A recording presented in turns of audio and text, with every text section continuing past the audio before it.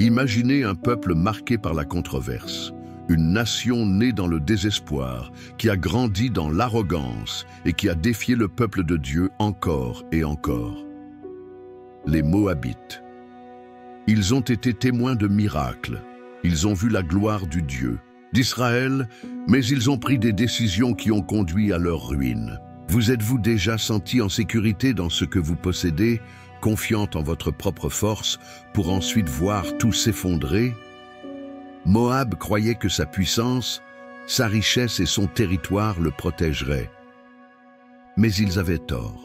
Leur orgueil les a aveuglés, leur idolâtrie les a éloignés de la vérité, et leur destin a été scellé par leur disparition. Mais voici la grande leçon. Au milieu du jugement, Dieu offre toujours la rédemption. Juste au moment où Moab tombait, une femme moabite, Ruth, a décidé de changer son histoire et sa foi l'a amenée à faire partie de la lignée de Jésus. Cette histoire n'est pas seulement une histoire du passé, c'est un avertissement et une opportunité. Aujourd'hui, vous apprendrez la vérité derrière les Moabites et découvrirez comment cette histoire ancienne continue de nous parler. Sur les conséquences de l'orgueil, le pouvoir de la foi et l'opportunité d'un nouveau départ. Avant de commencer, assurez-vous de vous abonner à la chaîne et activer la cloche de notification pour ne manquer aucune de ces histoires bibliques choquantes. Laissez-nous un commentaire répondant à cette question. Quelle leçon, vous, a laissé l'histoire des Moabites? Cela aidera davantage de personnes à entendre cette parole et à être touchées par le message de Dieu. Maintenant, oui, préparez-vous à découvrir la vérité derrière l'histoire des Moabites. Commençons. 1. L'origine des Moabites, un peuple né de Lot. Il y a bien longtemps, au temps des patriarches, vivait un homme nommé Lot. Il n'était pas n'importe qui, mais le neveu d'Abraham, l'homme que Dieu avait appelé à former une grande nation. Lot avait accompagné son oncle dans son voyage du pays d'Ur au pays de Canaan. Mais au fil du temps, ils décidèrent de se séparer parce qu'ils avaient tous deux de grands troupeaux et que le pays ne pouvait pas les nourrir ensemble. Lot choisit de s'installer dans la plaine fertile du Jourdain, à proximité des villes de Sodome et Gomorrhe, connues pour leur richesse, mais aussi pour leur grand mal. Lot, en quête de sécurité et de prospérité, s'installe à Sodome avec sa famille, ne sachant pas que cette décision changerait à jamais son destin. Un jour, Dieu décida que le péché de Sodome et Gomorrhe avait atteint sa limite et qu'il était temps de détruire ces villes. Mais, grâce à l'intercession d'Abraham, Dieu envoya 2 anges pour avertir Lot et lui donner une chance de s'échapper.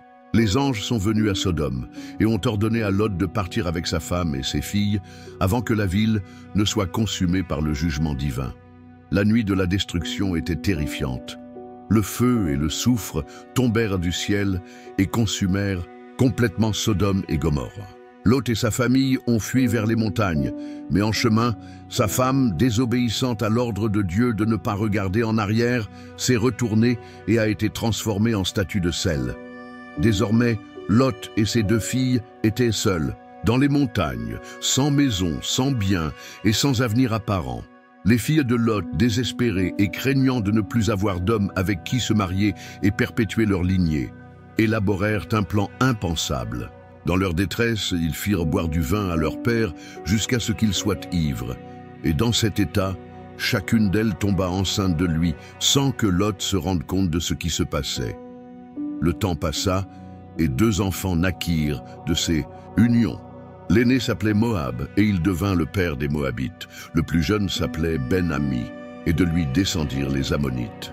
C'est ainsi qu'est née la nation de Moab, une nation qui, bien qu'elle ait des liens de sang avec Israël, deviendra également un peuple au destin mouvementé et plein de conflits avec les descendants d'Abraham. Moab grandit et devint une nation avec sa propre identité, mais son origine fut marquée par les stigmates du péché et du désespoir.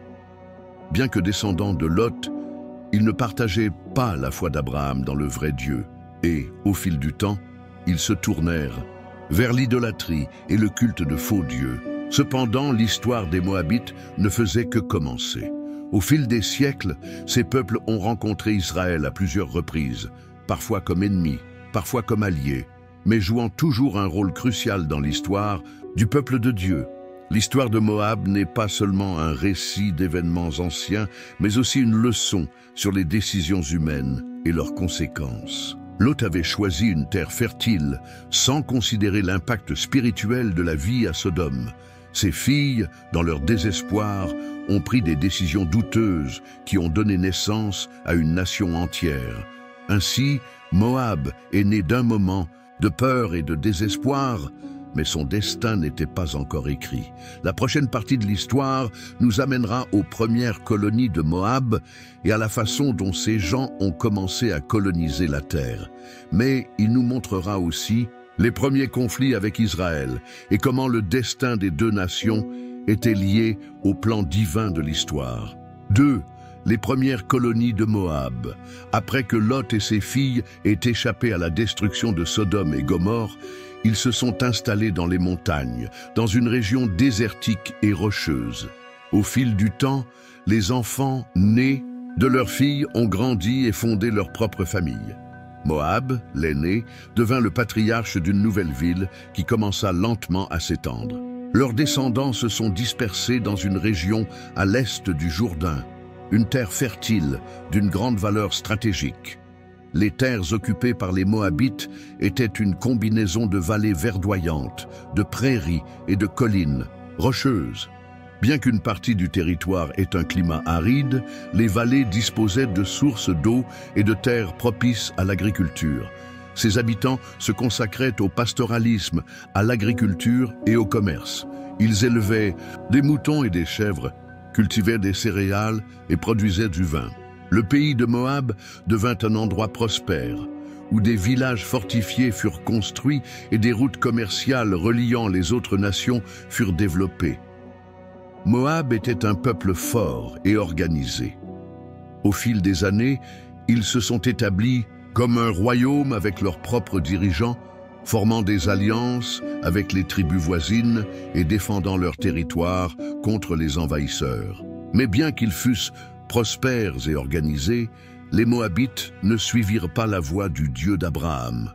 Leur culture était marquée par le culte des dieux païens, notamment Brulon, la principale divinité moabite. Chemosh était un dieu exigeant, à qui ils offraient des sacrifices et des offrandes pour assurer la prospérité de leur terre et la victoire au combat. Leur culte comprenait des rituels qui, à de nombreuses reprises, allaient à l'encontre des principes de Dieu. Moab, bien que descendant de Lot et parent éloigné d'Israël, s'est complètement éloigné du vrai Dieu. Pendant des générations, Moab s'est développé et s'est établi comme un royaume indépendant. Leurs villes fortifiées, comme Ar et Kir-Moab, devinrent des centres de commerce et de pouvoir. Leur proximité avec Canaan et les routes commerciales de l'époque leur permettaient d'interagir avec les Égyptiens, les Hittites et d'autres civilisations. Cependant, les relations avec Israël, sa nation mère, deviendraient de plus en plus conflictuelles. Les Moabites connaissaient l'histoire d'Abraham, d'Isaac et de Jacob, mais au fil du temps, l'influence d'autres cultures les a amenés à adopter des coutumes qui les ont éloignés de l'adoration du Dieu d'Israël. Bien qu'ils aient connu la prospérité, leur destin a été marqué par une série de rencontres et de désaccords avec les descendants d'Abraham, qui, dans le dessein de Dieu, étaient destinés à hériter de la terre promise. Mais un jour, quelque chose d'inattendu s'est produit.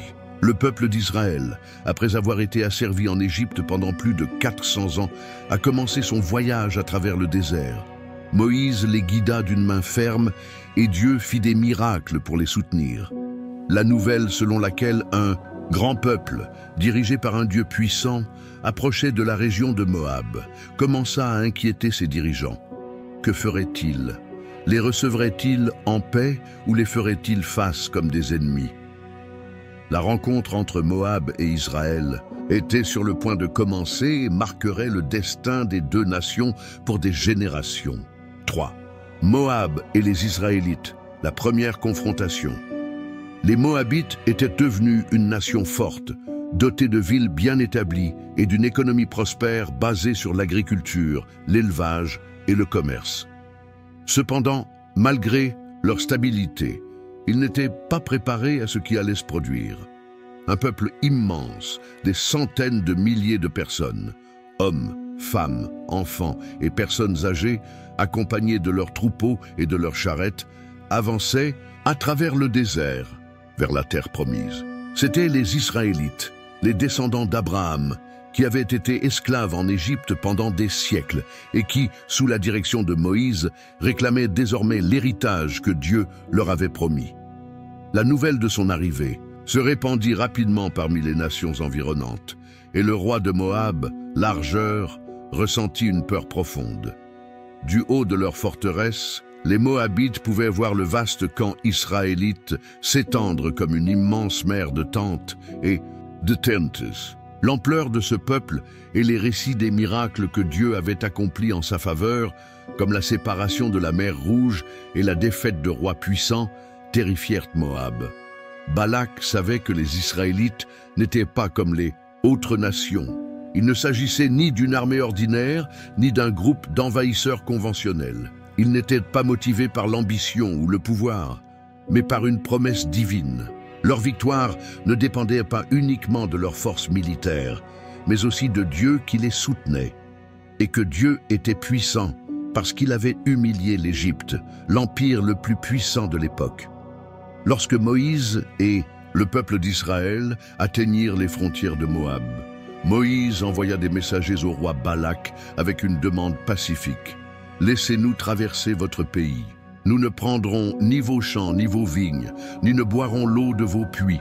Nous passerons sans nous détourner, sans rien toucher à vous, jusqu'à ce que nous traversions votre territoire. » C'était une proposition claire et pacifique. Israël n'avait aucune intention de combattre ou de s'emparer des terres de Moab. Ils voulaient simplement traverser leur territoire en paix et continuer leur voyage vers la terre que Dieu leur avait promise. Mais Balak ne voulait pas le permettre. Malgré la demande pacifique de Moïse, le roi de Moab fut envahi par la peur. Dans son esprit, la présence d'Israël représentait une trop grande menace. Et s'il décidait de rester et de s'emparer de Moab? Et si leur Dieu les aidait à conquérir leur territoire? Alors Balak prit une décision. Israël ne traverserait pas son pays. Avec son armée préparée et ses alliés mobilisés, il ferma les frontières de Moab et refusa de les laisser avancer. Mais Balak savait aussi qu'il ne pouvait pas affronter seul ces gens. Non seulement ils étaient nombreux, mais leur Dieu était puissant. Ainsi, au lieu d'une guerre directe, il a conçu un plan différent, un plan qui impliquait des pouvoirs allant au-delà des armées et des épées. Balak décida de se tourner vers un homme connu pour ses capacités surnaturelles. Un prophète, un voyant qui avait la réputation que chaque parole qu'il prononçait se réalisait. Son nom était Balaam, et son intervention dans cette histoire allait changer le cours des événements. La prochaine partie de l'histoire nous amènera à un épisode surprenant, l'engagement de Balaam pour maudire Israël et comment Dieu transforma les malédictions en bénédictions, démontrant que sa volonté ne peut être contrecarrée par aucun plan humain. Un instant. Avant de poursuivre cette incroyable histoire, je veux vous demander quelque chose de très important. Si cet enseignement touche votre cœur, abonnez-vous à la chaîne dès maintenant et laissez votre j'aime, car de cette façon, nous aidons ce mot puissant à atteindre plus de personnes qui en ont besoin. Écrivez dans les commentaires. Dieu donne toujours des opportunités, mais je dois choisir son chemin pour déclarer votre foi et partager ce message avec les autres. Maintenant, continuons l'histoire, car ce qui vient ensuite est choquant. 4. Balak et le prophète Balaam, un plan pour maudire Israël. Le roi Balak était désespéré. Il savait que son armée, aussi forte soit-elle, ne pourrait pas affronter Israël. Il ne s'agissait pas seulement d'un conflit militaire. Les Israélites avaient quelque chose qu'aucune autre nation n'avait, la protection d'un Dieu tout-puissant. Ils n'étaient pas un peuple de guerriers entraînés, ils n'avaient ni chevaux ni chars, mais ils avaient quand même vaincu des nations entières. Leurs victoires ne furent pas le résultat de la force humaine, mais de l'intervention divine. Balak avait besoin d'une stratégie différente. S'il ne pouvait pas les vaincre avec des épées, alors il les vaincre avec des malédictions. C'est alors que son conseil royal lui parle d'un homme spécial, Balaam le voyant. Balaam n'était pas un prophète de Dieu au sens où Moïse ou les futurs prophètes d'Israël l'étaient. C'était plutôt un homme doté de capacités spirituelles, quelqu'un qui avait la réputation de posséder un pouvoir mystérieux. On disait que celui qu'il bénissait prospérait et que celui qu'il maudissait tombait en disgrâce. Balak considérait Balaam comme son dernier espoir. S'il parvenait à convaincre cet homme de maudire Israël, alors peut-être pourrait-il affaiblir ce peuple avant qu'il ne devienne une menace insurmontable. Alors Balak envoya des messagers avec des cadeaux et de grandes richesses pour soudoyer Balaam. Il lui offre de l'or, de l'argent et du prestige en échange d'un seul acte, prononcer une malédiction sur Israël. Lorsque les messagers arrivèrent chez Balaam avec la proposition du roi Balak, le voyant fut tenté. La récompense était grande et c'était l'occasion de gagner la faveur d'un roi puissant. Mais avant de donner une réponse, Balaam fit quelque chose d'inhabituel. Il consulta Dieu. Cette nuit-là, Dieu lui parla clairement. « N'allez pas avec eux et ne maudis pas ces gens, car c'est un peuple béni. » La réponse était définitive. Dieu avait béni Israël et aucune puissance humaine ou spirituelle ne pouvait le changer. Le lendemain matin, Balaam s'adressa aux émissaires du roi et dit « Dieu ne me permet pas de t'accompagner. » Les messagers revinrent à Moab avec la nouvelle, mais Balak ne se rendit pas. Il croyait que Balaam négociait un meilleur prix, alors il envoya plus de princes, plus importants et avec une offre encore plus élevée. Cette fois, Balaam hésita. Même s'il connaissait déjà la volonté de Dieu, la richesse et l'insistance de Balak ont fait vaciller son cœur. Dieu lui a permis de les accompagner, mais avec un avertissement. « Vas-y, mais tu ne diras que ce que je te dis. » Et ainsi, Balaam se prépara à partir. Il monta sur son âne et partit vers Moab. Mais ce qu'il ne savait pas, c'est que Dieu était sur le point de lui enseigner une leçon qu'il n'oublierait jamais. Pendant que je roulais, quelque chose d'inattendu s'est produit. Son âne, normalement obéissant, s'est soudainement arrêté net. Balaam, irrité, la frappa pour la faire avancer. Mais l'animal s'écarta du chemin et entra dans le champ. Balaam, furieux, la frappa encore. L'âne continua d'avancer, mais devant, dans un passage étroit entre deux murs de pierre, il s'arrêta de nouveau. Balaam, ne comprenant pas, la frappa une seconde fois. Puis, dans un endroit encore plus étroit, l'âne aperçut quelque chose que Balaam ne pouvait pas voir, un ange du Seigneur avec une épée nue bloquant le chemin. Effrayé, l'âne tomba au sol, refusant de continuer. Balaam, ne comprenant pas ce qui se passait, fut rempli de colère et commença à frapper l'animal de toutes ses forces. Et puis, l'inattendu s'est produit. L'âne a parlé. « Qu'est-ce que je t'ai fait pour que tu me frappes 3 fois ?» Balaam étonnamment répondit sans même se rendre compte de l'étrangeté du moment. « Parce que tu t'es moqué de moi. Si j'avais une épée, je te tuerais tout de suite. » Et l'âne lui répondit, « Ne suis-je pas ton âne, celui que tu as toujours monté? Est-ce que je t'ai déjà fait ça auparavant ?» C'est à ce moment-là que Dieu ouvrit les yeux de Balaam. Soudain, il put voir ce que l'âne avait vu depuis le début, l'ange du Seigneur debout sur la route, l'épée dégainée. Balaam tomba face contre terre, tremblant. L'ange lui dit, « Si ton âne ne s'était pas détourné, je t'aurais tué et je l'aurais laissé en vie. » Balaam a compris son erreur. Il s'était montré têtu, avait ignoré l'avertissement de Dieu et s'était laissé séduire par l'offre de Balak. L'ange lui permit de continuer son chemin, mais avec une condition claire. Il ne dirait que ce que Dieu lui disait de dire. Balaam arriva donc enfin à Moab, où Balak l'attendait, impatient d'entendre la malédiction sur Israël. Mais ce qui se passerait ensuite serait quelque chose que ni Balaam ni Balak n'auraient pu imaginer. Au lieu d'une malédiction, Dieu transformerait les paroles de Balaam en une bénédiction pour Israël, démontrant ainsi sa puissance et sa souveraineté sur toutes les nations. L'histoire était sur le point de prendre une tournure inattendue, et Balak allait bientôt découvrir qu'aucun homme ne peut changer ce que Dieu a déjà décidé. 5. Le piège des femmes moabites et la colère de Dieu. Le roi Balak était frustré. Son grand projet avait échoué. Il avait engagé Balaam dans l'espoir qu'il maudirait Israël. Mais au lieu de malédiction, Dieu a mis des paroles de bénédiction dans sa bouche. 3 fois, Balaam tenta de proférer une malédiction, et 3 fois, sa bouche proclama la prospérité et la faveur de Dieu sur les Israélites. Balak était furieux. Non seulement il n'avait pas réussi à affaiblir Israël, mais il était désormais clair que ce peuple avait le soutien du Dieu le plus puissant de tous. Comment pourrais-je les vaincre? Comment pourrait-il leur faire du mal si même les pouvoirs spirituels ne pouvaient pas les toucher? C'est alors que Balaam, avant de rentrer chez lui donna un conseil dangereux, un Balak. Vous ne pouvez pas les vaincre avec l'épée, mais il existe un autre moyen. Leur Dieu les protège lorsqu'ils obéissent. Mais si vous les incitez à pécher contre lui, alors leur propre Dieu se détournera d'eux et ils seront vulnérables. Balak écoutait attentivement. Balaam lui disait que la seule façon de vaincre Israël n'était pas par la force, mais par la force. Corruption. La sombre stratégie de Moab. Peu de temps après, alors que les Israélites campaient dans les plaines de Moab, des choses étranges commencèrent à se produire. Moab, au lieu de les affronter avec des armes, a décidé d'utiliser quelque chose de plus subtil: séduction et tromperie. Les femmes moabites commencèrent à s'approcher du camp israélite. Ils ne l'ont pas fait avec des lances ou des épées, mais avec des sourires et des paroles douces.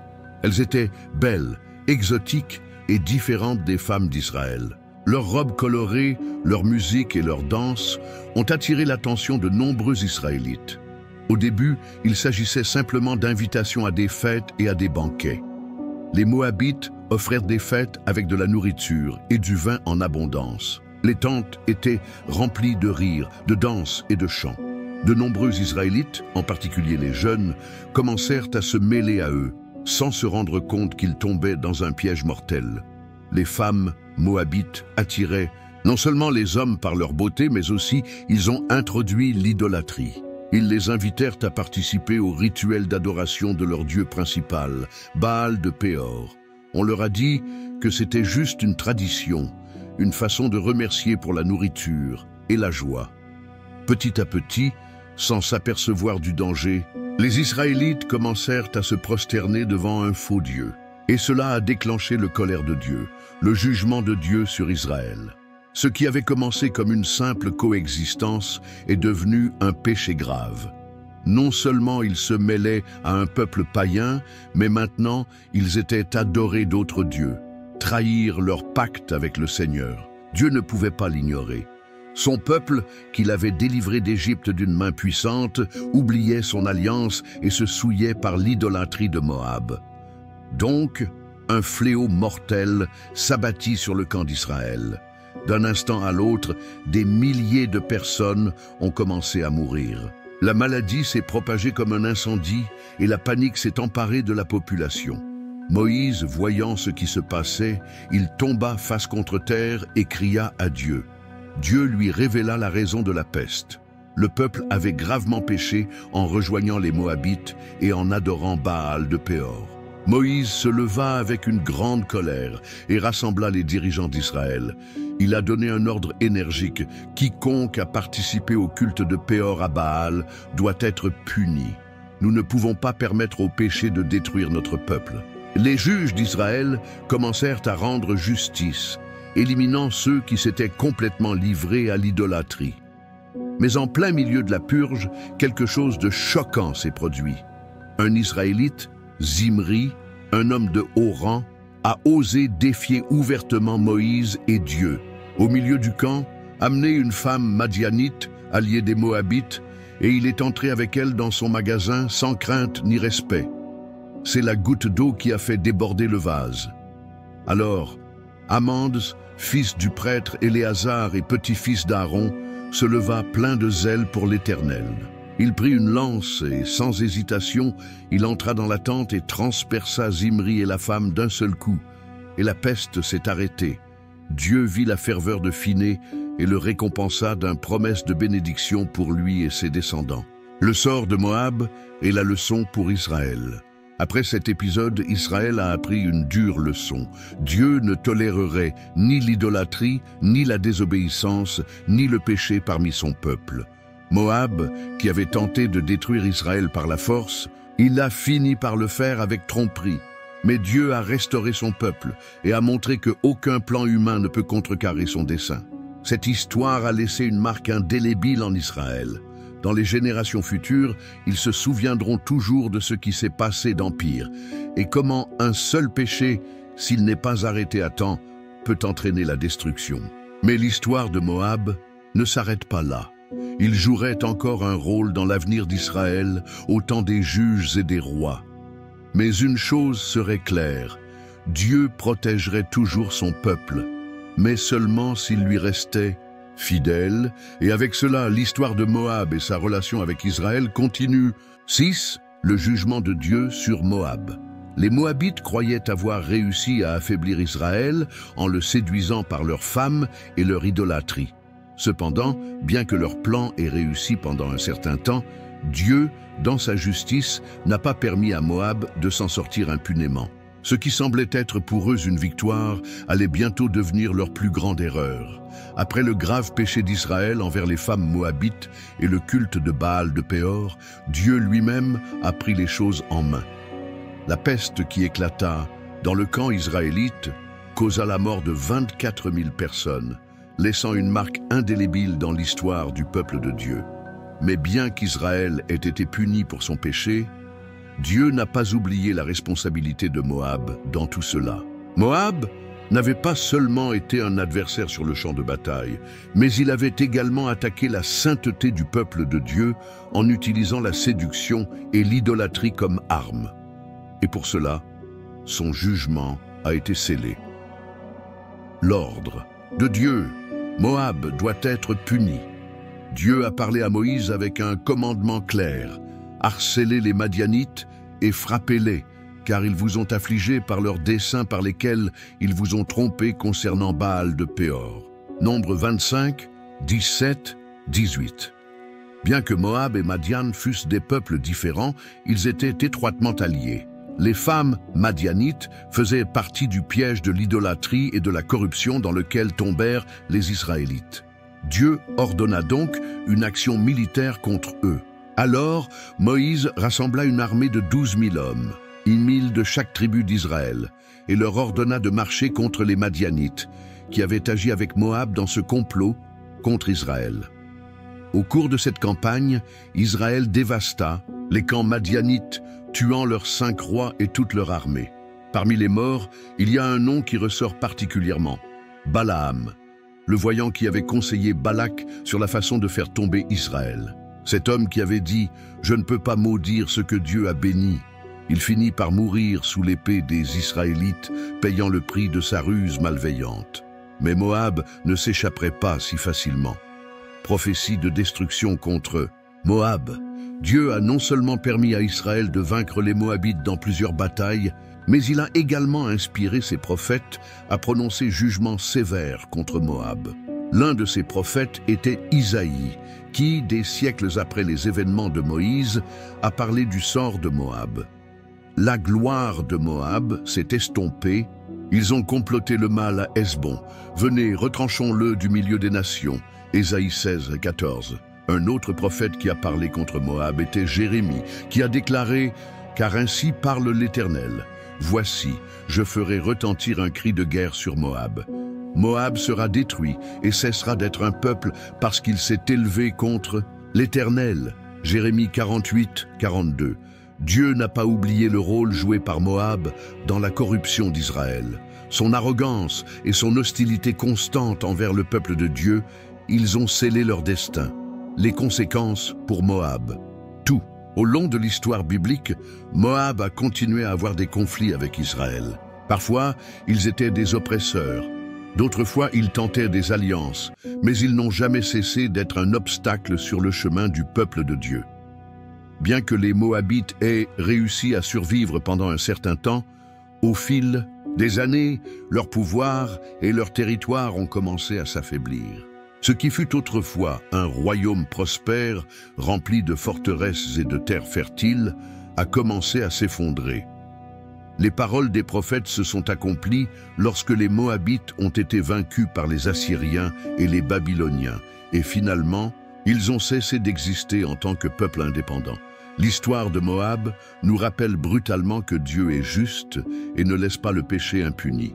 Même si un peuple peut prospérer pendant un certain temps, s'il s'oppose à Dieu et agit contre sa volonté, sa chute est inévitable. Mais l'histoire de Moab ne s'arrête pas là. Même si en tant que nation ils furent détruits, Dieu avait quand même un plan inattendu pour eux. Car au milieu de cette ville ennemie surgit une femme qui allait changer l'histoire et qu'il ferait partie de la lignée généalogique du roi David et de Jésus-Christ lui-même. Dans la prochaine partie de l'histoire, nous verrons comment une Moabite nommée Ruth nous apprendra que la grâce de Dieu peut atteindre même les personnes les plus méprisées. 7. Moab au temps des juges. Les années passèrent, et bien que Moab ait subi les conséquences de son péché, le peuple ne disparut pas complètement. Leurs terres étaient encore fertiles, leurs villes étaient toujours debout, et leur peuple, bien qu'affaibli, continuait à habiter la région située à l'est du Jourdain.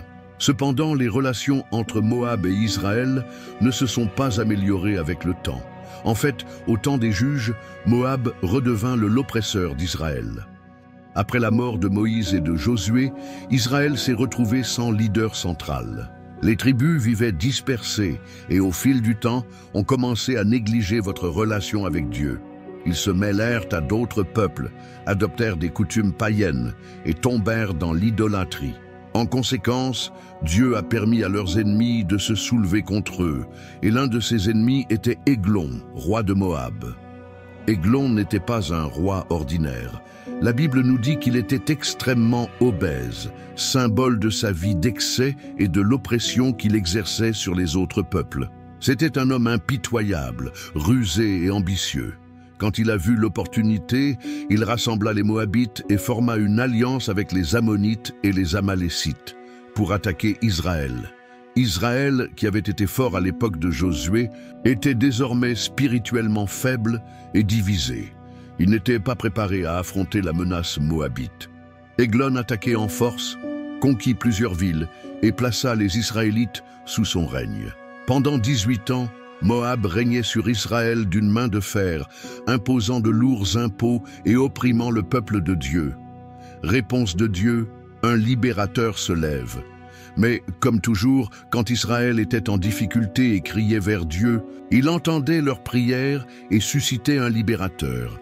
À cette occasion, Dieu a choisi un homme inattendu, Éhud, fils de Guéra, de la tribu de Benjamin. Éhud avait une particularité qui le différenciait de la plupart. J'étais gaucher. Bien que cela puisse paraître un détail insignifiant, cela deviendrait bientôt un avantage clé dans leur mission. Un jour, Israël dut apporter le tribut obligatoire au roi Églon. Éhud proposa de l'emmener, mais il avait un plan secret. Avant de partir, il a fait un poignard à double tranchant d'environ un demi-mètre de long et l'a attaché à sa cuisse droite, sous sa tunique. Pourquoi était-ce important? Parce qu'à cette époque, la plupart des soldats et des guerriers étaient droitiers. Les armes étaient donc portées sur le côté gauche du corps pour être facilement dégainées. Éhud, étant gaucher, il a caché son poignard du côté opposé, dans un endroit où les gardes moabites ne la chercheraient pas. L'assassinat du roi Églon. Éhud arriva au palais d'Églon avec d'autres messagers israélites, déposa le tribut, et quand ils furent prêts à partir, fait quelque chose d'inattendu. Il s'approcha des gardes et dit « J'ai un message secret pour le roi ». Intrigués, les Moabites laissèrent entrer Éhud seul dans la chambre royale d'Églon. Le roi, curieux et confiant, ordonna à tous ses serviteurs de quitter la pièce. Lorsqu'ils furent seuls, Éhud s'approcha du roi et dit « J'ai un message de Dieu pour toi ». Alors, Éhud sortit son poignard caché et le frappa violemment dans le ventre d'Églon.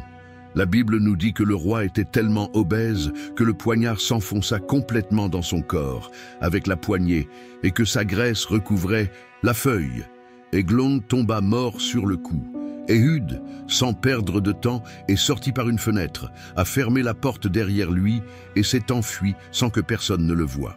Pendant ce temps, les serviteurs du roi attendaient dehors, pensant que leur seigneur se reposait ou faisait ses besoins. Le temps passa et, voyant qu'ils ne sortaient pas, ils entrèrent finalement dans la pièce et trouvèrent leur roi.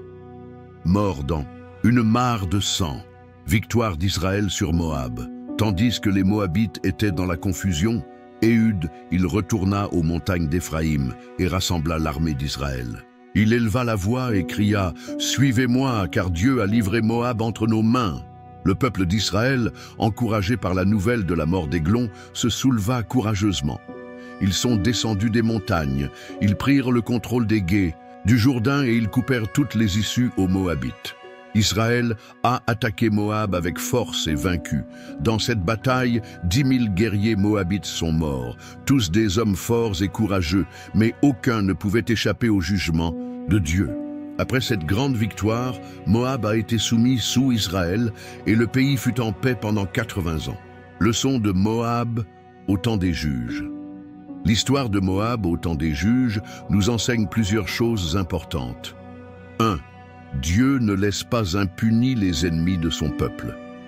Moab croyait pouvoir opprimer Israël sans conséquence, mais Dieu a suscité un libérateur pour rendre justice. 2. Dieu utilise ce que le monde méprise. Ehud était gaucher, ce qui était considéré comme inhabituel à son époque, mais Dieu a utilisé ce détail pour accomplir son dessein. 3. Les oppresseurs ne durent pas éternellement. Eglon croyait qu'il dirigerait Israël pour toujours, mais son règne prit fin en un seul jour. Cependant, Moab n'a pas encore disparu de l'histoire. Cela jouerait encore un rôle dans la vie d'Israël dans les années à venir. Dans la prochaine partie de cette histoire, nous verrons comment, au milieu de toute cette inimitié, une Moabite nommée Ruth apporterait espoir et rédemption, changeant à jamais le destin de son peuple. Arrêtez-vous là, un instant avant de continuer cette histoire. Si ce mot résonne dans ton cœur, je vous invite à faire partie de quelque chose de plus grand. Abonnez-vous à la chaîne dès maintenant et rejoignez cette communauté qui découvre les vérités cachées dans la Bible. Laissez-nous un commentaire. Je veux en savoir plus sur l'histoire de la Bible. Chaque commentaire et chaque « j'aime » permettent à ce message d'atteindre davantage de personnes qui en ont besoin. Maintenant, continuons, parce que ce qui s'en vient vous laissera sans voix. 8. L'histoire de Ruth, la Moabite qui a été rachetée. Tout au long de l'histoire, Moab a été un ennemi d'Israël. Depuis leurs origines conflictuelles jusqu'à leur tentative de détruire et de soumettre le peuple de Dieu, les relations entre les deux nations ont été marquées par l'hostilité, l'idolâtrie et le jugement divin. Cependant, au milieu de cette histoire d'affrontement et de châtiment, Dieu avait préparé un acte de grâce. C'est l'histoire d'une femme qui, contre toute attente, a rompu avec le passé de son peuple et est devenue un symbole de fidélité, rédemption et espérance. Son nom était Ruth, et son histoire changerait non seulement son destin, mais celui de toute l'humanité. La tragédie de Naomi et la rencontre avec Ruth. L'histoire commence à Bethléem, au pays de Juda, au temps des juges. Il y avait la faim dans le pays, et une famille israélite, cherchant à survivre, décida d'émigrer dans la région de Moab. Cette famille était composée de Elimelech, sa femme Naomi et leurs 2 fils, Malon et Chilion. En arrivant à Moab, les enfants de Naomi, ils épousèrent des femmes moabites. L'un d'eux était Ruth, l'autre s'appelait Orpa. Pendant un moment, tout semblait aller pour le mieux, mais la tragédie a frappé durement. Elimelech mourut le premier, laissant Naomi veuve. Puis, de manière inattendue, ses 2 fils sont également morts, laissant Ruth et Orpa veuves, sans enfants et sans avenir clair. Pour une femme de cette époque, devenir veuve était synonyme de misère. Elles n'avaient aucun droit ni héritage et dépendaient entièrement de leur mari ou de leurs enfants pour survivre. Naomi, désormais sans mari ni enfant, se retrouve dans une situation désespérée. Sans intention de rester à Moab, il décide de retourner à Bethléem, sa patrie. La décision de Ruth: votre Dieu sera mon Dieu. Naomi partit, accompagnée de ses 2 belles-filles. Cependant, en chemin, Naomi les arrêta et leur dit: mes filles, retournez chez vous. Je n'ai plus d'enfants qui puissent vous épouser. Je n'ai plus d'avenir à vous offrir. Retournez à Moab, à votre peuple et à vos dieux. Orpa, les larmes aux yeux, embrassa Naomi et lui dit au revoir. Il décide de retourner sur ses terres et auprès de sa famille. Mais Ruth a fait quelque chose d'inattendu. Il s'accrocha à Naomi et lui dit fermement: ne me supplie pas de te quitter et de m'éloigner de toi. Où tu iras, j'irai. Là où tu habiteras, je vivrai. Ton peuple sera mon peuple, et ton Dieu mon Dieu. Là où tu mourras, là je mourrai, et là je serai enterré. Que le Seigneur me punisse sévèrement si je me sépare de toi pour autre chose que la mort. Ces paroles marquèrent le destin de Ruth. Alors, elle a renoncé à son passé moabite, et il se livra entièrement à la foi du Dieu d'Israël. Bien qu'elle soit née dans une nation hostile à Israël, Ruth a choisi de suivre le chemin de Dieu et de faire confiance à sa providence. L'arrivée à Bethléem et la lutte pour la survie. Naomi et Ruth sont arrivées à Bethléem à un moment difficile. C'étaient 2 veuves sans ressources, et Naomi était pleine d'amertume. Elle a même demandé à être appelée Mara, ce qui signifie amertume, parce qu'elle avait l'impression que Dieu l'avait punie. Cependant, Ruth ne s'est pas laissée emporter par le désespoir. Immédiatement, j'ai décidé de chercher du travail, et la seule option disponible pour une étrangère et une veuve comme elle était de ramasser les épis de maïs tombés dans les champs pendant la récolte. Par la providence de Dieu, Ruth a fini par récolter du grain dans les champs d'un homme nommé Boisson, un Israélite riche et respecté, proche parent d'Elimelech, le mari décédé de Naomi. Boaz regarda Ruth et vit quelque chose de différent en elle. Elle n'était pas une Moabite ordinaire. Elle était travailleuse, humble et fidèle à sa belle-mère. Ses actions témoignaient de son caractère, et cela attira l'attention de Boaz. Lorsqu'il apprit qu'elle était la jeune fille moabite qui avait quitté son pays natal pour s'occuper de Naomi, Boaz la traita avec gentillesse et générosité. Il lui a permis de cueillir des grains de céréales dans son champ sans être dérangé, lui a offert de l'eau et de la nourriture et a même ordonné à ses ouvriers de laisser volontairement tomber plus de grains afin que Ruth puisse les cueillir facilement. La rédemption de Ruth et le mariage avec Boaz. Lorsque Ruth revint chez elle avec une grande quantité de céréales, Naomi fut surprise et lui demanda où elle avait travaillé. En entendant le nom de Boaz, Naomi, il a compris que Dieu agissait. Boaz n'était pas seulement un homme généreux, était un parent rédempteur. Dans la culture hébraïque, si un homme mourait sans laisser d'enfant, son plus proche parent avait le droit et le devoir d'épouser sa veuve pour préserver sa lignée. Suivant les coutumes de l'époque, Naomi a guidé Ruth pour qu'elle se présente devant Boaz d'une manière respectueuse, montrant ainsi son désir d'être rachetée. Boaz, voyant la dignité et la noblesse de Ruth, il décide de l'épouser et de la prendre sous sa protection. Mais il y avait un problème. Il y avait un autre parent plus proche qui avait le premier droit de racheter Ruth.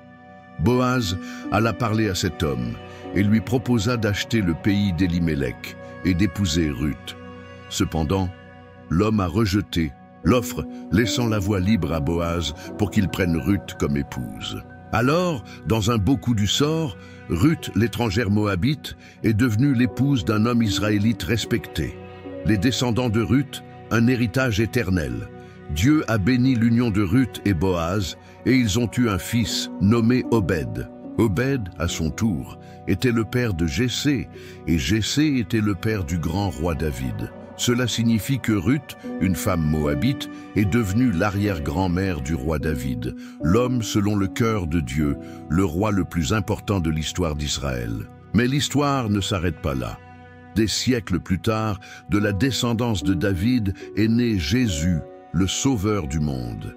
Ruth né dans une nation hostile à Dieu, était racheté par sa foi et sa fidélité, et Dieu l'a utilisé pour apporter le salut au monde entier.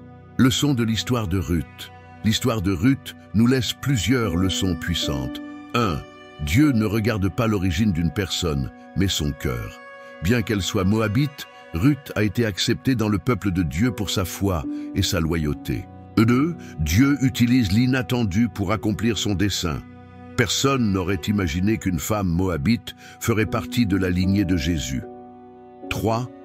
La fidélité apporte la bénédiction. Ruth ne cherchait pas son propre bien-être, mais était fidèle à Naomi et à Dieu, et reçut une récompense éternelle. À travers Ruth, Dieu a montré que sa miséricorde s'étend à toutes les nations, et que même les ennemis d'Israël peuvent être rachetés s'ils se tournent vers lui.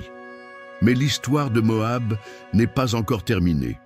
Dans la partie suivante, nous verrons comment la relation entre Moab et Israël s'est poursuivie au fil des années, et comment cette ville a continué à faire partie de l'histoire biblique.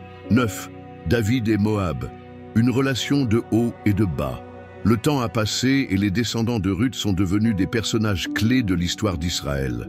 Son arrière-petit-fils, David, a été choisi par Dieu pour être roi et établir un royaume fort et prospère.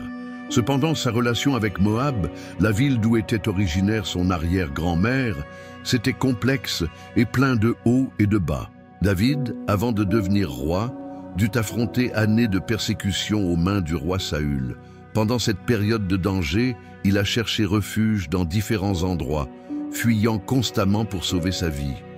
L'un des épisodes les plus marquants s'est produit lorsqu'il a décidé d'envoyer son père et frères au pays de Moab pour qu'ils soient en sécurité.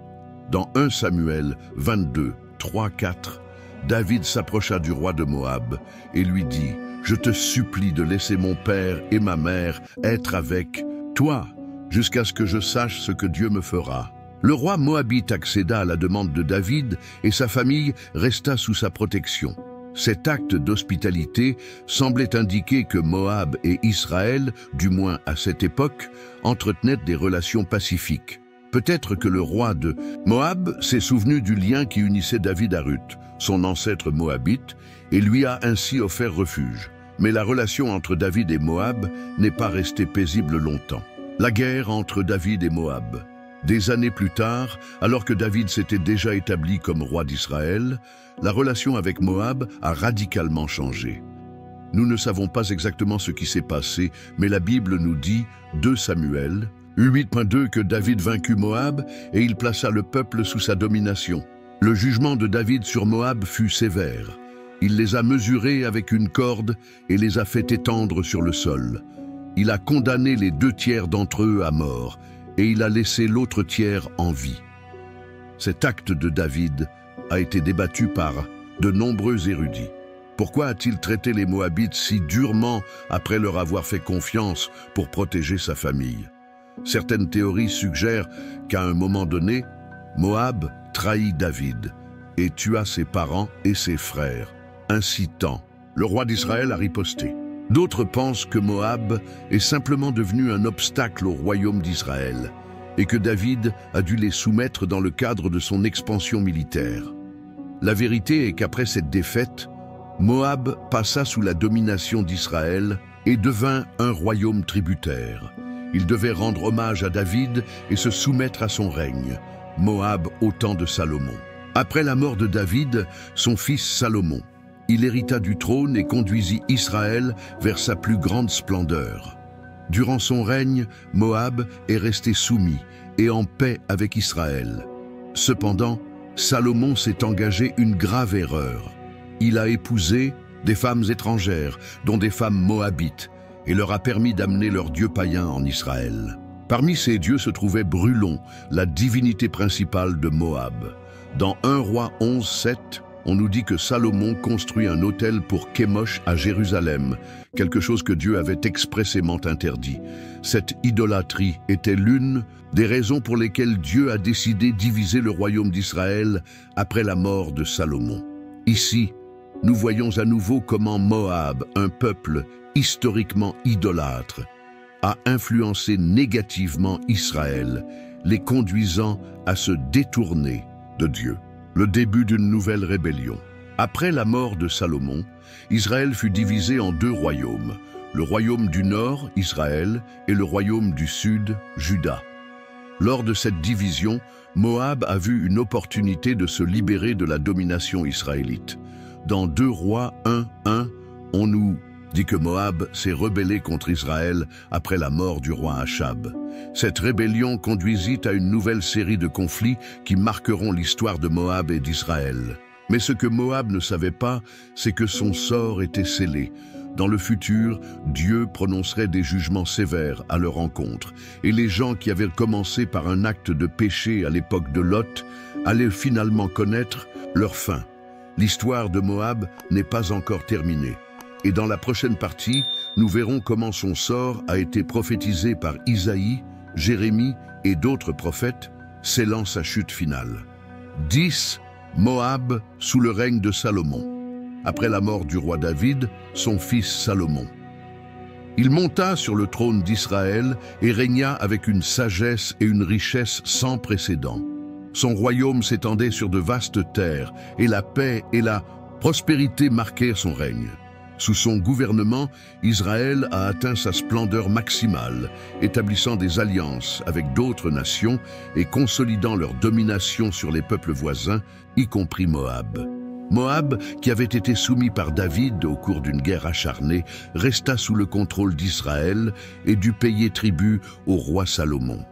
Cependant, contrairement aux temps de guerre et d'oppression, le règne de Salomon fut une période de relative stabilité pour les Moabites.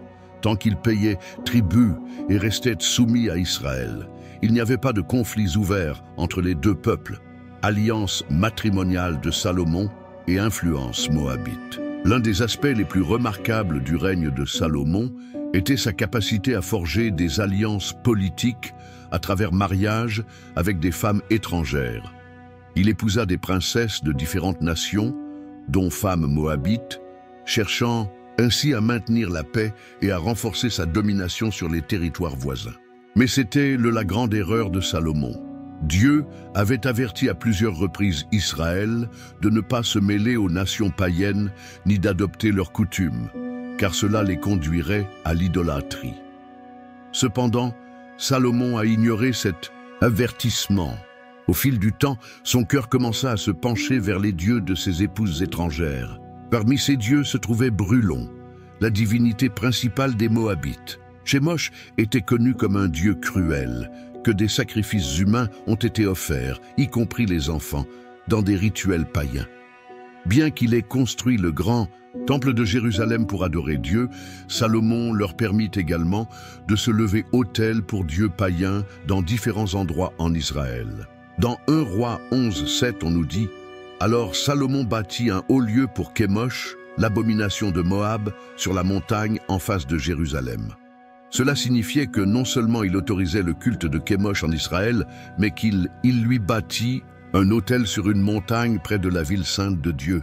Le jugement de Dieu sur Salomon et Moab. Dieu vit ce que faisait Salomon et était en colère contre lui.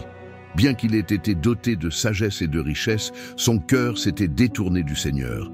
C'est pour cette raison que Dieu annonça à Salomon qu'après sa mort, son royaume serait divisé.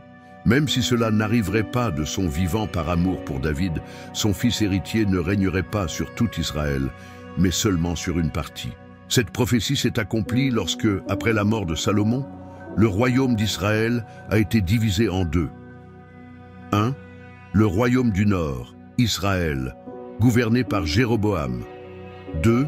Le royaume du Sud, Juda, gouverné par Roboam, fils de Salomon. 7. Division Israël affaiblie et les villes qui étaient auparavant soumises à leur domination, ils ont vu une opportunité de se rebeller. L'une de ces villes était Moab. La rébellion de Moab est la fin de la paix. Après la mort de Salomon et la fragmentation du royaume, Moab a rompu sa soumission à Israël et a arrêté de rendre hommage. Pendant des décennies, ils ont été vassaux d'Israël, contraints de lui envoyer un tribut sous forme de bétail et de richesses. Mais maintenant, avec Israël affaibli, ils ont décidé de retrouver leur indépendance. c'était le début de nouveaux conflits entre Moab et Israël. Ce qui avait été une époque de paix relative sous le règne de Salomon est désormais devenu une nouvelle ère de guerre et d'inimitié. L'histoire de Moab était encore loin d'être terminée. Leur rébellion les conduirait à des affrontements avec les futurs rois d'Israël et de Juda. Dieu avait prévu de juger Moab pour son idolâtrie et son arrogance, et les prophètes annonceraient sa chute dans les années à venir. Dans la prochaine partie de cette histoire, nous verrons comment Moab a ouvertement défié Israël et comment ses actions l'ont conduit à faire l'objet de fortes prophéties de jugement de la part de Dieu. 11. La rébellion de Moab contre Israël. Après la mort du roi Salomon, le royaume d'Israël fut divisé en deux, le royaume du nord, Israël, et le royaume du sud, Juda. Cette division a considérablement affaibli la puissance d'Israël. Ouvrant la porte à ses anciens vassaux, tels que Moab, ils profiteront de l'occasion pour se rebeller et rechercher leur indépendance. Pendant de nombreuses années, Moab était une nation affluente d'Israël, contraint de payer de lourds impôts et d'envoyer du bétail à leurs conquérants. Mais avec la fragmentation du royaume et l'instabilité à Jérusalem et en Samarie, Moab, il a vu l'opportunité de se libérer de son joug. La première rébellion de Moab. Le premier roi à affronter la rébellion de Moab fut Achab, l'un des monarques les plus tristement célèbres d'Israël. Sous son règne, Moab était toujours soumis et continuait de payer tribut. Cependant, quand Achab mourut au combat contre les Syriens, son fils, Achazia, monta sur le trône d'Israël. Achazia, c'était un roi faible et corrompu qui n'a pas cherché le Seigneur ni gouverné avec justice. Dès que Moab vit qu'Israël était gouverné par un dirigeant incompétent, s'est levé en rébellion. Ils ont arrêté de rendre hommage et ont commencé à agir comme une nation libre. Achazia n'eut pas le temps de réagir. Peu de temps après que Moab eut déclaré son indépendance, il a subi un accident mortel en tombant d'une fenêtre de son palais, étant grièvement blessé. Au lieu de demander l'aide de Dieu, il envoya des messagers pour consulter Baal-Zébub, le dieu d'Écron. Cet acte d'idolâtrie provoqua la colère de Dieu, qui envoya le prophète Élie avec un message fort. « N'y a-t-il pas de Dieu en Israël pour que vous alliez consulter Baal-Zébub? C'est pourquoi vous ne vous lèverez pas de votre lit. Vous mourrez sûrement. » Et c'était ainsi. Achazia mourut sans issue et son frère Joram, également appelé Joram, prit le trône d'Israël. La deuxième rébellion. Moab déclare la guerre. Joram n'était pas disposé à permettre à Moab de poursuivre sa rébellion. Déterminé à reprendre le contrôle sur eux, il rassembla son armée et chercha des alliés. L'une de ses premières démarches fut de demander de l'aide au roi de Juda, Josaphat, un dirigeant pieux qui suivait le Seigneur. Josaphat accepta de se joindre à la bataille, mais ils cherchèrent également un troisième allié, le roi d'Édom, une autre nation, avec une armée combinée. Les trois rois marchèrent contre Moab, convaincus que leur supériorité numérique les mènerait à la victoire. L'armée israélienne en difficulté, sans eau dans le désert. Le plan était d'encercler Moab et d'attaquer par surprise. Cependant, les choses ne se sont pas passées comme prévu. Pour atteindre Moab, l'armée dut traverser le désert d'Édom et après plusieurs jours de marche, ils ont manqué d'eau. La soif commença à affaiblir les soldats et les animaux. La situation est devenue critique et le découragement s'empara du camp. Joram, voyant le désastre, s'écria désespéré. « Sûrement, le Seigneur nous a rassemblés pour nous livrer entre les mains de Moab. » Mais Josaphat, plus sage et plus craignant Dieu, demanda « N'y a-t-il pas ici un prophète du Seigneur pour que nous puissions consulter Dieu ?» Oui, quelqu'un a mentionné ça. Élisée, le successeur du prophète Élie, était dans le camp. Ils sont immédiatement allés le consulter. Quand ils arrivèrent devant Élisée, le prophète, il regarda Joram avec mépris, parce qu'il savait qu'il était un roi idolâtre. Cependant, par respect pour Josaphat, il accepta de demander la direction de Dieu. Élisée a demandé qu'ils apportent un musicien, Et pendant que la musique jouait, l'Esprit du Seigneur vint sur lui et prophétisa. Ainsi parle l'Éternel, vous ne verrez ni vent ni pluie, mais cette vallée sera remplie d'eau, et vous en aurez assez pour vous et vos animaux. De plus, Dieu livrera Moab entre vos mains. Tout comme Dieu l'avait promis, le lendemain matin, la vallée était pleine d'eau. Il n'avait pas plu, mais Dieu avait fourni un miracle, sauvant l'armée de la défaite avant même de combattre. La confusion de Moab et sa défaite.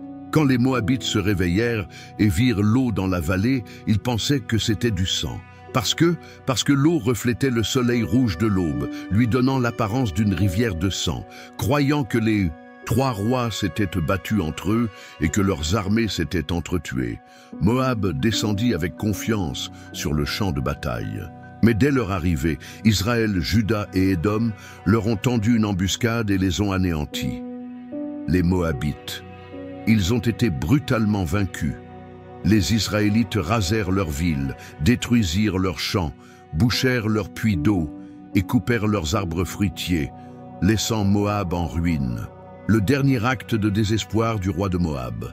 Le roi de Moab, mésavoyant que la bataille était perdue, fait quelque chose d'impensable. Il se réfugie dans sa dernière ville fortifiée et, désespéré, il prit son premier-né, l'héritier du trône, et le sacrifia en offrande à son dieu Kémosh.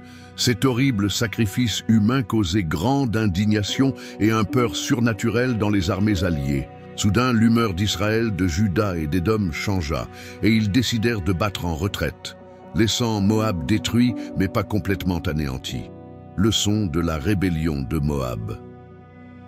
1. L'idolâtrie mène à la destruction.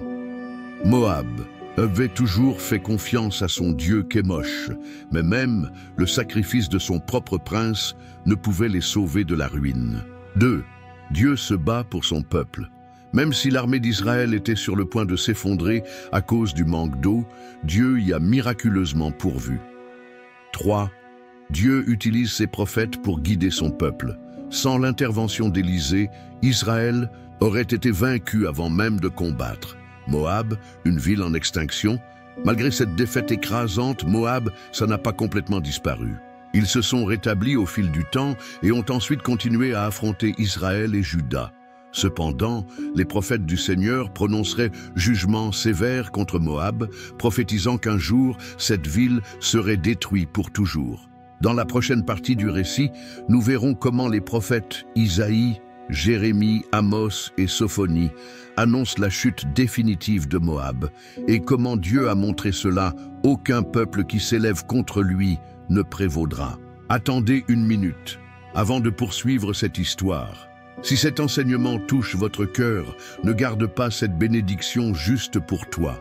Abonnez-vous à la chaîne et aidez-nous à transmettre cette parole à davantage de personnes à qui en ont besoin. Commentaire ci-dessous, Dieu est toujours aux commandes pour que ce message atteigne davantage de cœurs et continue à transformer des vies. Maintenant, passons à autre chose, parce que ce qui s'en vient, c'est une révélation à ne pas manquer. 12. Les prophètes de Dieu et le destin de Moab. L'histoire de Moab ne s'est pas terminée avec sa défaite face aux rois d'Israël, de Juda et d'Édom. Au fil des siècles, cette ville a continué à exister, mais son destin a été marqué par une série d'avertissements et de prophéties données par les prophètes de Dieu. Même si Moab s'est remis des ravages causés par la guerre contre Israël, il n'est jamais redevenu une nation puissante. Bien qu'ils aient parfois tenté de résister et de restaurer leur domination, Dieu avait déjà décrété sa chute définitive. Les prophètes du Seigneur commencèrent à parler à Moab, l'avertissant d'un futur sombre et tragique. Dieu, qui avait fait preuve de patience envers ce peuple dès le début, allait enfin annoncer son jugement. La prophétie d'Isaïe, la complainte sur Moab. L'un des premiers prophètes à parler de l'avenir de Moab fut Isaïe. Dans son livre, il consacre 2 chapitres entiers, Ésaïe 15 et 16, à décrire la destruction qui s'abattrait sur Moab. Isaïe a commencé sa prophétie par un « je regrette », décrivant comment les villes moabites seraient rasées en une seule nuit. En effet, en une nuit, Ar de Moab a été détruit il a été détruit et a péri. Sûrement en une nuit Kir de Moab a été détruit, il a été détruit et a péri. Ésaïe 15:1. Le prophète a décrit des scènes de terreur, cris d'angoisse, les gens pleurent dans les rues, les prêtres païens se rasent la tête en signe de deuil et les réfugiés fuient sans but. Isaïe a clairement indiqué que Moab n'aurait aucune issue. Peu importe à quel point ils ont essayé de résister, sa destruction était inévitable. Cependant, au milieu du jugement, Dieu a également fait preuve de miséricorde. Dans Ésaïe 16, on nous dit que Moab aurait la possibilité de chercher refuge en Juda s'il reconnaissait le Dieu d'Israël. Envoyer des agneaux au Seigneur, du pays depuis Shéla du désert jusqu'à la montagne de la fille de Sion. Ésaïe 16:1. C'était une invitation pour Moab tournée vers Dieu, mais l'orgueil de cette nation ne leur permettait pas de s'humilier. Prophétie de Jérémie.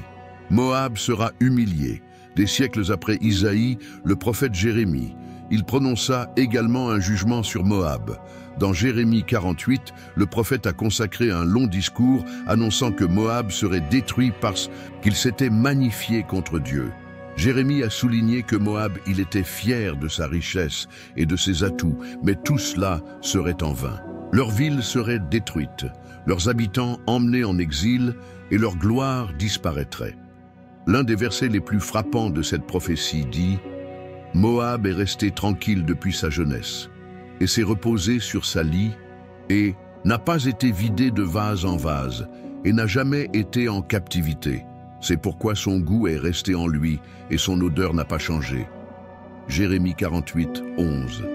Ici, Dieu a utilisé une image puissante. Moab était comme un vieux vin, jamais secoué, qui s'étaient habitués à son confort. Ces gens avaient longtemps évité les guerres et les catastrophes, mais cela leur faisait croire qu'ils ne seraient jamais touchés. Dieu a prévenu qu'un jour viendrait où Moab serait secoué comme du vin versé d'un récipient à un autre, jusqu'à ce que son essence disparaisse. Et à la fin de sa prophétie, Jérémie déclare clairement « Moab sera détruit et cessera d'être un peuple, parce qu'il s'est élevé contre l'Éternel. » Jérémie 48:42. La prophétie d'Amos et Sophonie, la fin définitive de Moab. D'autres prophètes ont également parlé contre Moab. Amos, dans Amos 2:1-3, a condamné les Moabites pour leur acte de cruauté, y compris la profanation des cadavres des rois ennemis. Dieu a déclaré qu'un incendie consumerait les villes moabites et que leurs rois et leurs princes périraient. De son côté, le prophète Sophonie a réaffirmé que Moab, je serai dévasté pour toujours.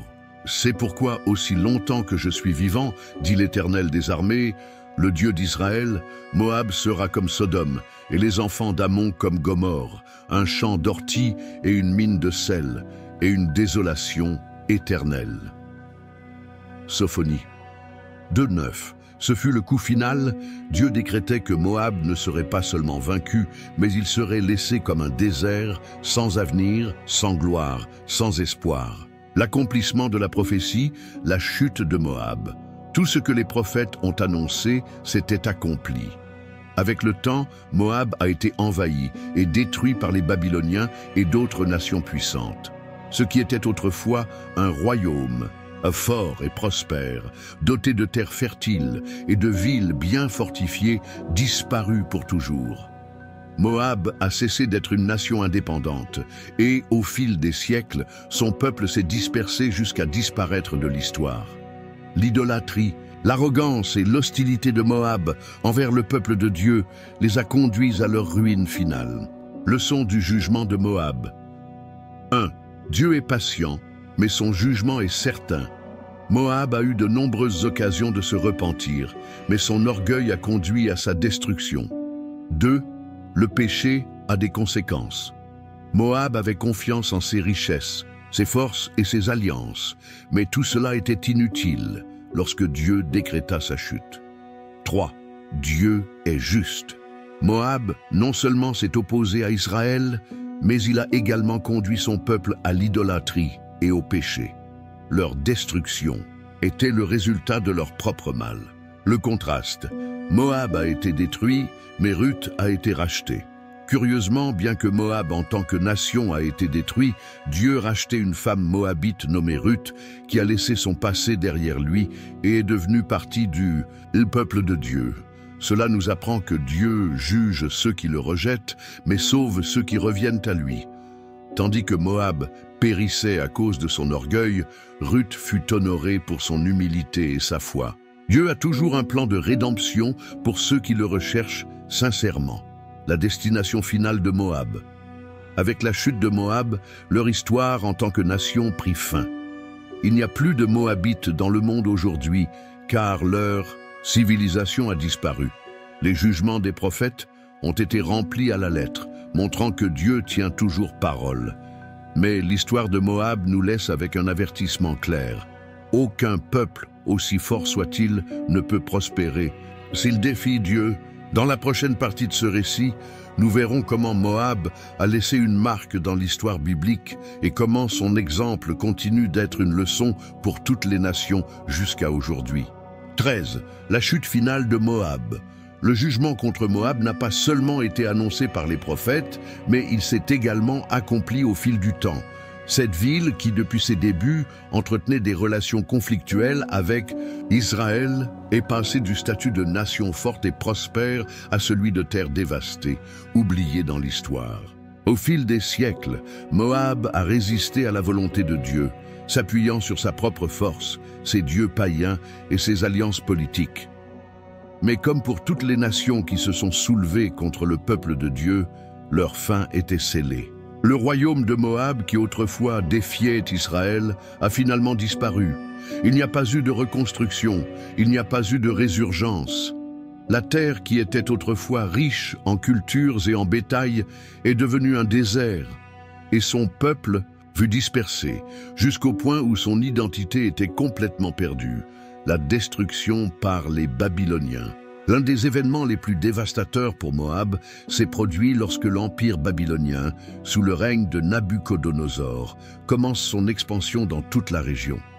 Babylone était un royaume impitoyable, conquérant nation après nation sans pitié. Moab, qui se croyait fort et en sécurité dans ses montagnes et ses villes fortifiées, ne put résister à la puissance babylonienne. Ses murs ont été démolis, ses terres rasées et sa population emmenée en exil ou dispersée.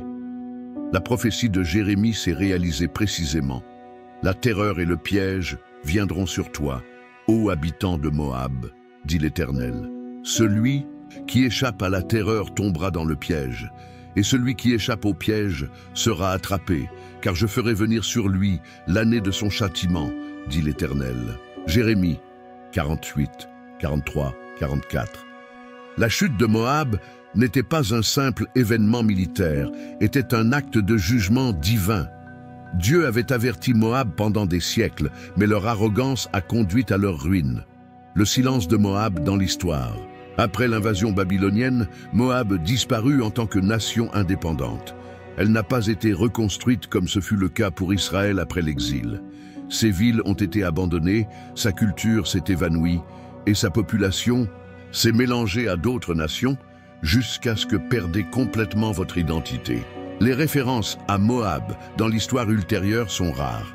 À l'époque de la domination romaine et plus tard à l'époque islamique, la région qui était autrefois Moab fut habitée par d'autres peuples.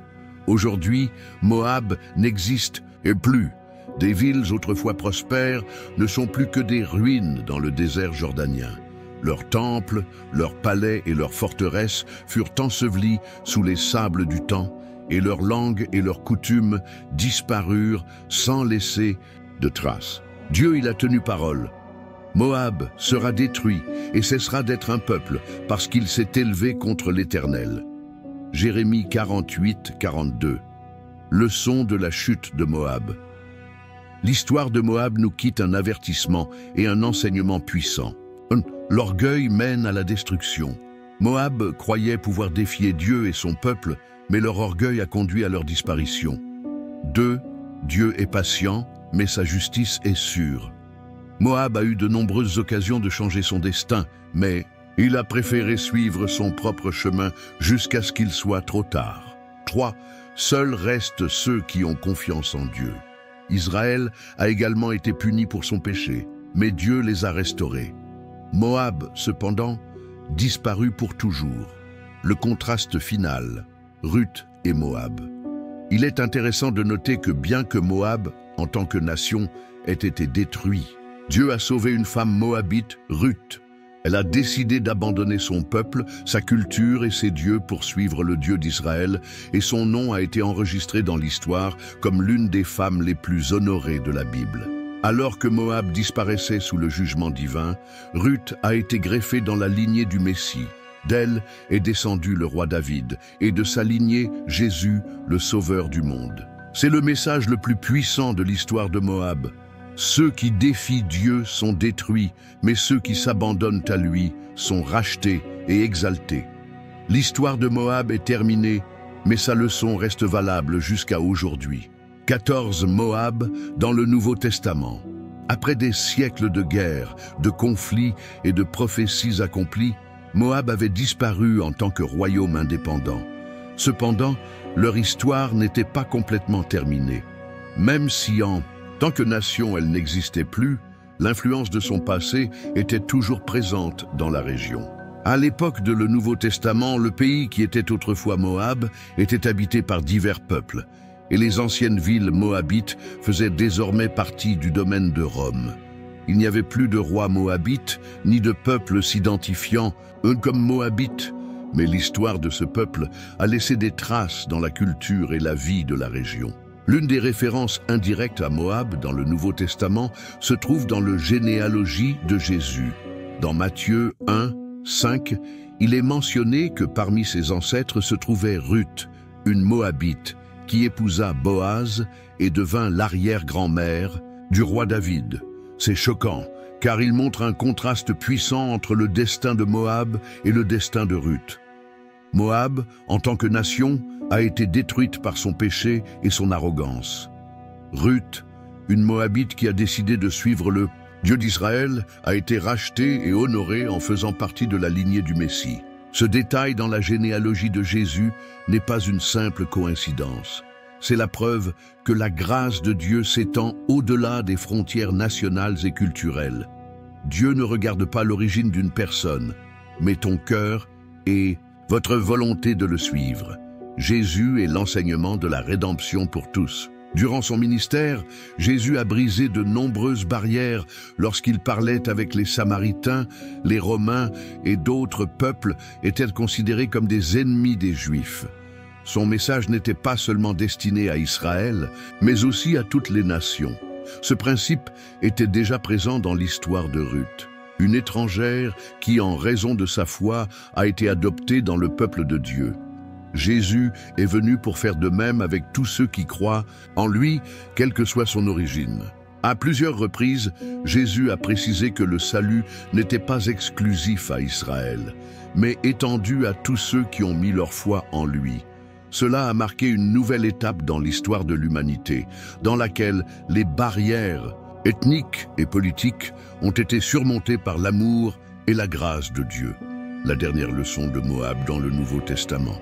Le fait que Moab n'existait plus au temps de Jésus est un rappel de l'accomplissement de la justice divine. Dieu avait prévenu que cette ville serait détruite, et c'est ce qui s'est produit. Mais, en même temps, Dieu a laissé la porte de la rédemption ouverte, comme il l'a démontré avec Ruth. Cela nous laisse avec deux leçons importantes. 1. Les nations et les royaumes du monde sont temporaires, mais le royaume de Dieu est éternel. Moab était une nation puissante à son époque, mais son orgueil l'a conduite à la ruine. D'un autre côté, ceux qui ont confiance en Dieu, comme Ruth, reçoivent un héritage éternel. 2. Dieu ne rejette personne qui revient à lui. Bien que Moab ait été jugé, Dieu a accepté une femme moabite qui a décidé de le suivre. De la même façon, Jésus offre le salut à tous, quel que soit son passé. Moab dans l'éternité, un nom oublié. Aujourd'hui, le nom de Moab, on ne le trouve que dans les pages de la Bible et dans les ruines archéologiques. Il n'y a pas de ville moabite, il n'y a pas de pays qui porte son nom, il n'y a pas de drapeau qui représente son héritage. Mais Ruth, la Moabite, on continue à se souvenir comme exemple de foi et d'obéissance. Cela nous apprend que ce qui compte vraiment, il ne s'agit pas de la grandeur d'une nation ni de la puissance d'un royaume terrestre, mais de la relation de chacun avec Dieu. Moab a été oublié, Ruth a été honorée. Et la question qui restait la suivante. Quel sera notre choix? Suivre les voies du monde, comme Moab, ou s'abandonner à Dieu, comme Ruth? Un message pour aujourd'hui. L'histoire de Moab nous laisse encore aujourd'hui un message puissant. L'orgueil mène à la destruction, mais la foi mène à la rédemption. Moab a eu l'occasion de changer son destin, mais il a préféré défier Dieu et s'est évanoui dans l'histoire. Ruth, quant à elle, a laissé son passé derrière elle et s'est greffée sur la plus grande histoire de toutes, le plan de rédemption de Dieu pour l'humanité. Le choix reste le même pour chaque personne aujourd'hui. Nous pouvons vivre en comptant sur nos propres forces, comme Moab, et finir dans l'oubli, ou nous pouvons nous abandonnons à Dieu, comme Ruth, et recevons la vie éternelle en Christ. Et avec ça, l'histoire de Moab arrive à sa fin, mais l'histoire de ceux qui suivent Dieu, ça ne fait que commencer. 15. Leçon spirituelle de l'histoire de Moab. L'histoire de Moab est plus qu'une histoire de guerre, de conquête et de chute. C'est un enseignement profond sur souveraineté de Dieu, conséquence du péché et rédemption pour ceux qui s'humilient devant le Seigneur. Au fil des siècles, Moab est passé d'une ville prospère à une nation disparue, témoignage vivant de la façon dont les décisions d'un peuple peuvent déterminer son destin. Mais que pouvons-nous apprendre de cette histoire aujourd'hui? Comment la chute de Moab peut-elle nous parler dans nos vies d'aujourd'hui? Examinons quelques leçons clés que cette histoire nous laisse. 1. La fierté mène à la destruction. Dès son origine, Moab s'est toujours considéré comme une ville forte et indépendante. Ils avaient confiance en sa situation stratégique, en ses terres fertiles et en sa puissance militaire. Au fil des siècles, au lieu de reconnaître le Dieu d'Israël, ils étaient fiers de leur propre force et faisaient confiance à de faux dieux tels que Brulon, une idole muette et impuissante. Le prophète Jérémie a mis en garde contre ce péché lorsqu'il a dit « Nous avons entendu l'orgueil de Moab, qu'il est très arrogant, fier, hautain de cœur. » Jérémie 48, 29. Moab pensait qu'il ne tomberait jamais, mais la fierté est le début de la fin. La Bible nous enseigne que Dieu résiste aux orgueilleux, mais il fait grâce aux humbles. Saint Jacques 4, 6. Moab a été résisté par Dieu et finalement, il a disparu de l'histoire. Ceci est un avertissement à toute personne ou nation qui croit pouvoir vivre sans Dieu ou remettre en question ses principes. 2. Le péché entraîne toujours des conséquences. L'une des périodes les plus sombres de l'histoire de Moab fut celle où ils ont utilisé la séduction et l'idolâtrie pour faire tomber Israël dans le culte de Baal de Péor. Même si, à ce moment-là, il semblait prendre l'avantage, cette décision a eu des conséquences désastreuses pour Israël et Moab. Israël fut puni par une peste qui tua 24 000 personnes. Mais Moab n'a pas échappé au jugement de Dieu. Leur péché a été marqué et les prophètes ont annoncé leur destruction. Cela nous montre que le péché fait toujours des ravages. Même si parfois il semble que nous puissions nous en sortir, la vérité est que tout ce qu'un homme sème, il le récoltera aussi. Galates 6, 7. Moab a semé idolâtrie, immoralité et inimitié contre le peuple de Dieu. Et à la fin, il a récolté sa propre ruine. 3. Aucune nation n'est invincible sans Dieu. Les Moabites comptaient sur leurs atouts et leur situation géographique. Ils étaient entourés de montagnes et croyaient qu'ils étaient imprenables. Leurs villes, comme Ar et Kir-Moab, étaient bien protégées et semblaient indestructibles. Mais quand le jugement de Dieu est venu, leurs murs ne pouvaient pas les sauver. Babylone les a conquis, leurs villes ont été détruites et leurs peuples dispersés.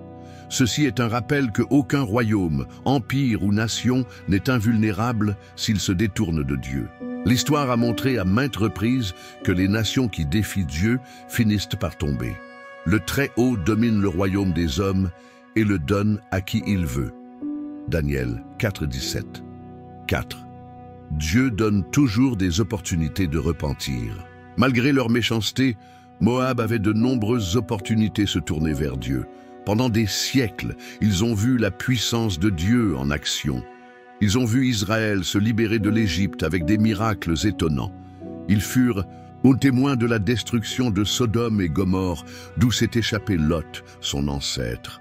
Ils ont entendu les paroles des prophètes qui les a prévenus de leur sort. Ils eurent l'exemple de Ruth, la Moabite, qui a abandonné l'idolâtrie pour suivre le vrai Dieu.